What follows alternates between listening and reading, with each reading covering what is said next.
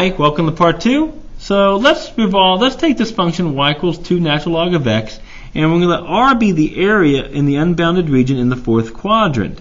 So if I were to sketch this, we know what natural log looks like, crosses at 1, and it's going to look something like this. We're looking for the region in this little piece right here. So if I'm thinking about this, this is going to be the area. My area is going to be from unbounded from 0 to 1. This is a little bit tough though, you gotta be careful. So I draw my rectangle. So if I look at my rectangle, I'm looking for area. My width is dx, but remember, top minus the bottom here, right? So if you're not paying attention, you're gonna miss out on this one. So we get 0 minus my function, which is 2 natural log of x. So it's going to be the negative 2 natural log of x times dx. Now if I'm looking for the area, the problem is I can't let natural log be 0. There's my problem here. So there's where my limit's going to be.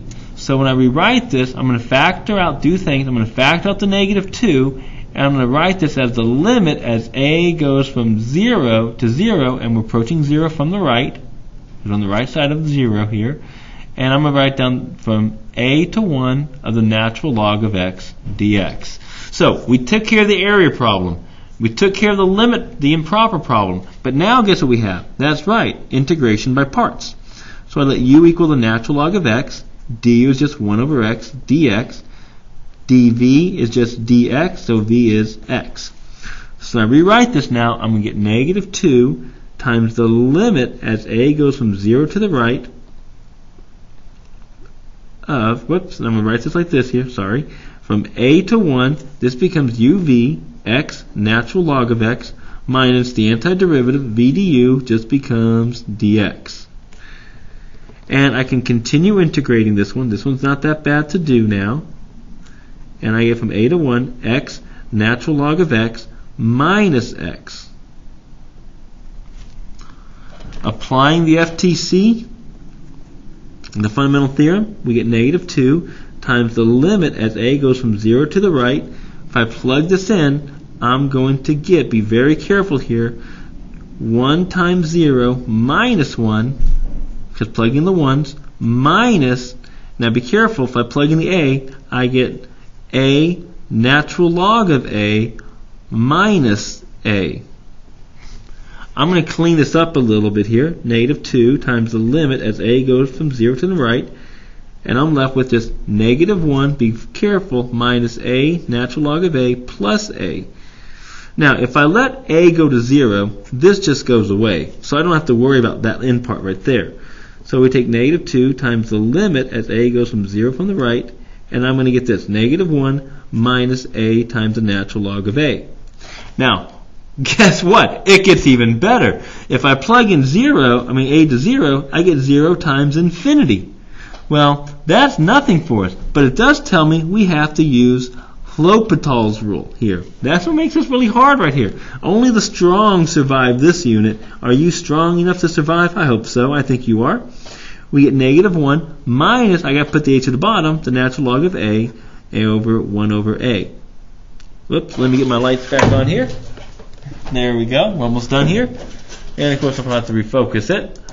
Technology today.